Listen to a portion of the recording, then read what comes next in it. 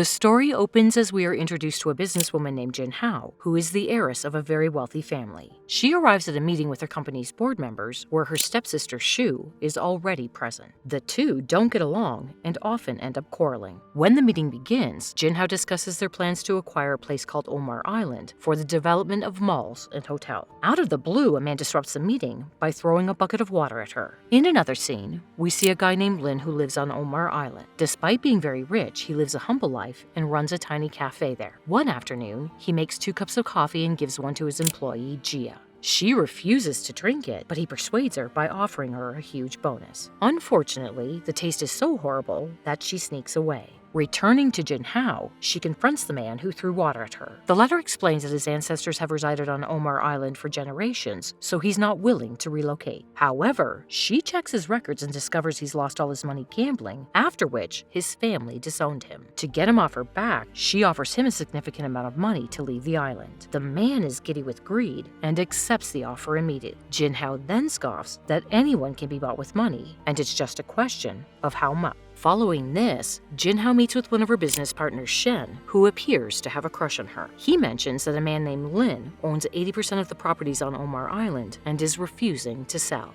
Loving a challenge, she decides to meet him to negotiate. Shen wants to go with her, but she refuses and tells him to stop pursuing her because they're just not compatible. Following this, Jin Hao goes to see a man named Jen who has information about the island local. However, despite her numerous requests, he refuses to disclose Lin's address because of privacy concerns. This leaves her with no other choice but to visit the island on her own. When she arrives, Jin Hao searches for him everywhere but fails to find him. When she tires, she stands by the shore to rest. However, Lin notices her and thinks that she's trying to do the unthinkable. He rushes in an attempt to save her, but ends up dropping her phone in the water. This obviously angers our girl and she slaps him hard, completely unaware that he's the person she's looking for. An embarrassed Lin apologizes and walks away. Later, Jin Hao visits a cafe where Jia greets her warmly. She borrows her phone and texts her assistant about the situation. After that, she drinks some coffee that turns out to be nasty. Annoyed, she speaks to the barista, who is none other than Lin.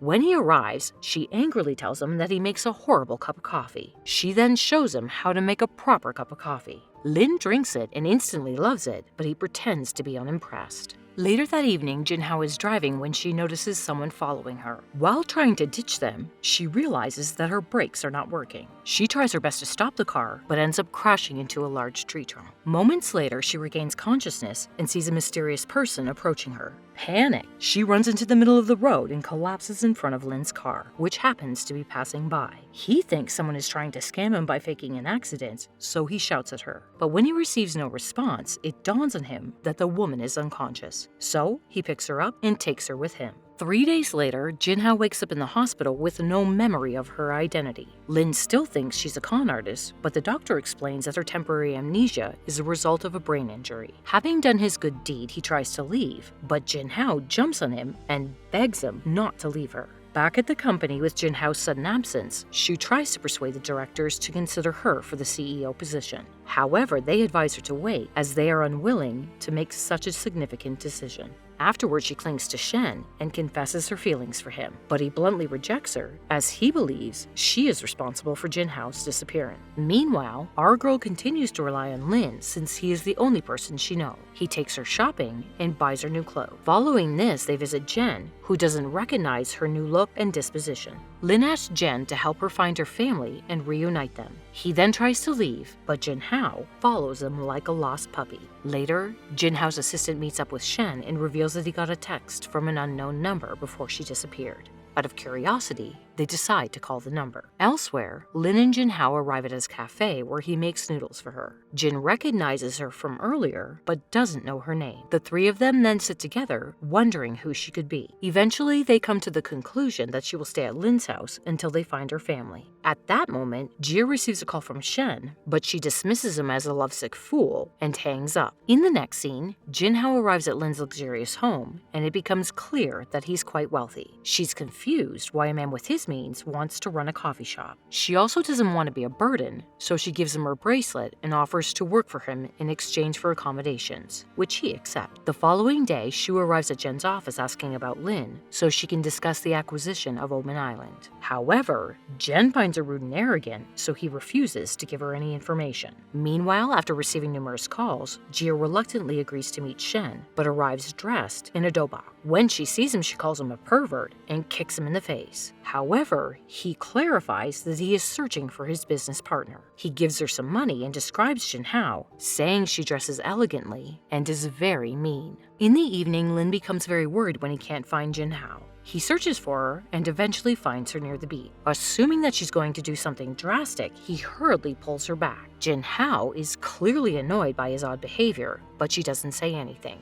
Following this, the two build a fire and cozy up to it. As they talk, Jinhao says that she has no idea who she was before, but she is really happy in this place and doesn't want to leave. Later, when they return to the cafe, they encounter a girl named Chuling. She appears to have a crush on Lin and invites him to her birthday party. He declines, but she remains persistent and decides to hire him as a barista. She claims that his coffee is the best she's ever had and offers a stupid amount of money for his services. Jia steps in and says that she and Jinhao will do it. Chuling doesn't want them to come, but she reluctantly agrees to impress her crush. The next day, Jia and Jinhao look through their wardrobes and can't find the right clothes to wear. So they pester their boss, Lin, and he eventually agrees to buy them dresses. The trio then head out shopping, where he picks out a beautiful dress for Jinhao. Coincidentally, Shen arrives at the same store to pick up a suit for himself. There, he comes across Chuling, whose card has been declined. She asks him for a loan, and they exchange numbers so she can repay him. She also takes the opportunity to invite him to her birthday party. That evening at the party, we see Jia and Jinhao working as baristas. They're wearing masks, as it's the theme of the party. A little while later, Shen arrives, and when he sees Jinhao, he thinks he recognizes her. But before he can approach her, Jia quickly removes his mask. She recognizes him as the pervert and asks him to keep his distance from her. Seeing this, Chuling and her friend become jealous, so they decide to frame these girls. Soon after, they arrive at the counter, and the friend discreetly places her diamond ring in Jinhao's bag. She then begins to act as if she's lost it. After a brief search, she pulls the ring out of Jinhao's purse, shocking everyone.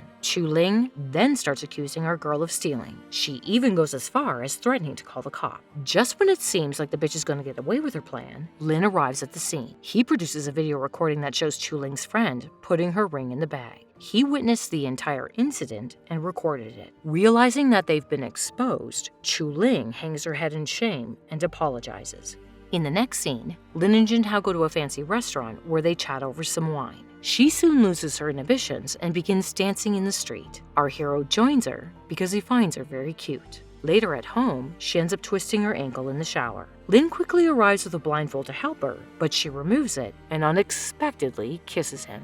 The next day at the cafe, Jia notices that something is going on between them. Lin tends to her injury and tries to kiss her again, but she is worried that they'll be seen. Soon after, Shen arrives at the cafe and spots our girl. He excitedly hugs her, stating that he's been looking for her. However, she doesn't recognize him and explains that she recently had an accident in which she lost her memory. For some reason, Shen decides not to reveal her real identity and claims to have just met her at a party last night. He then flirts with her, which annoys Lin. That night, as Jinhao is walking alone, she is approached by two men who creepily invite her to join them for some fun. She tries to excuse herself, claiming that her boyfriend is waiting, but they soon begin to touch her inappropriately. Fortunately, Shen arrives and, using his impressive fighting skills, beats them up before sending them away. Our girl thanks him for his help and offers to buy him a coffee. However, when they arrive at the cafe, they see a customer causing a commotion. While recording a video, he speaks negatively about the cafe and the island. He also claims to have food poisoning after drinking their coffee. Following this, he collapses to the ground, prompting Lin and the others to rush to his aid. Later, a medical report discloses that the man had been drinking heavily before having coffee, causing the vomiting. But despite this fact, he still threatens Lin and demands compensation and a formal apology from them.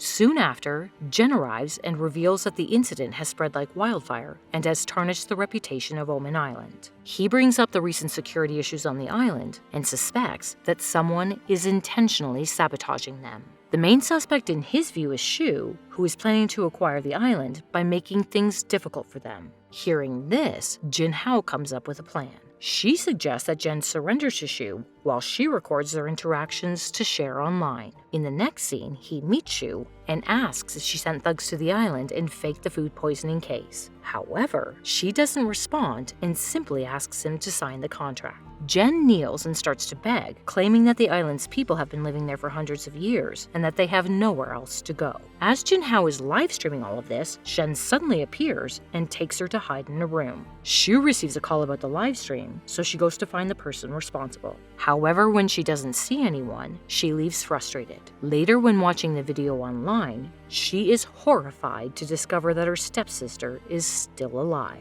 That night, Lin ends up drinking and Jinhao comes to accompany him. During their talk, he reveals that he grew up with his grandfather on Omar Island. The two of them were very close and spent a lot of time together. When the old man passed away, Lin made a promise that he would always protect the people of the island. This is why he's so reluctant to sell it. Hearing this, Jinhao kisses him and tells him he did well. The following day, she takes her first paycheck and goes shopping. Later at the cafe, she surprises Jia with a lovely skirt, which makes her very happy. She also gives Lin a bracelet, which is made out of coffee bean. The two then kiss each other, but suddenly, Shu appears at the cafe. She offers her hero a large sum of money to move. When he continues to refuse, she claims that Jinhao will leave him the moment she regains her memory. She also reveals that the two of them are sisters, and it was actually Jinhao's plan to acquire Omar Island. That evening, Lin decides to tell Jinhao the truth about her identity. He finds her on the street, but as he approaches her, a huge truck appears. He rushes to save her, but unfortunately, the truck hits Jinhao.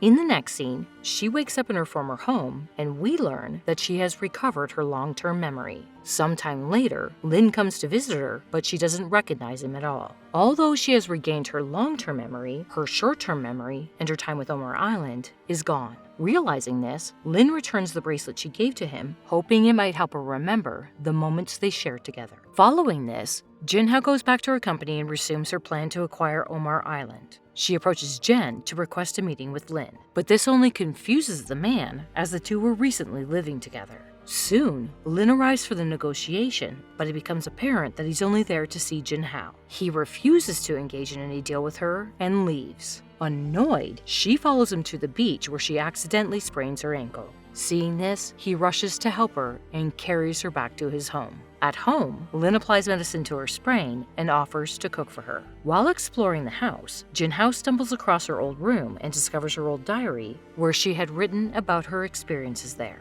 Soon, Lin calls her and she goes to eat noodles with him. During the meal, she asks about their past relationship and Lin explains that she used to be his employee and tenant. She asks him why he opposes the development of Omar Island, but he doesn't answer her. She suggests that maybe the residents of the islands want to leave to find better accommodations. When she says this, Lin becomes upset and says that she's not the same person anymore. So he shuts down the conversation and asks her to leave. That evening, as Jinhao is headed home, she is attacked by her evil sister Shu. Shortly after, Lin receives a threatening call from her, informing him that she has kidnapped Jinhao. She then tells him to show up right away. Alarmed, our hero wastes no time and rushes to the location. Upon arriving, Shu gives him the contract for the island's sale and tells him to sign it if he wants Jinhao to live. Our girl urges him not to comply, but he signs the documents and intentionally throws them to the side. When Shu goes to retrieve them, Jin appears out of nowhere and restrains her. The police also arrive shortly afterward, and Shu is arrested. In the next scene, Jinhao decides to let go of Lin's land because she doesn't want him to break his promise. She instead wants to focus on developing a small portion of the island, a plan that won't get approval from the directors because it requires more money, which the company doesn't have. So, Shen approaches her and tries to convince her to marry him because his family is wealthy and he can give her the necessary funds. However, she declines him and tells him to leave. That evening, an upset Jinhao visits Lin's house. Soon she ends up getting drunk, so he puts her to bed. When she tries to get intimate with him, he angrily asks what she's doing. In response, Jinhao reveals that she finally remembers him. She recalls all the time she spent with him when he supported her unconditionally. Hearing this, our hero melts, and they end up sleeping together. The following day, when Lin wakes up, he discovers that she's gone, leaving him upset. Meanwhile, Junhao is seen trying on a bridal dress, and it turns out she has accepted Shen's proposal. The scene then cuts to the wedding day, where all the arrangements have been made. When Lin discovers that Junhao has chosen to sacrifice herself to save Omen Island, he decides to intervene.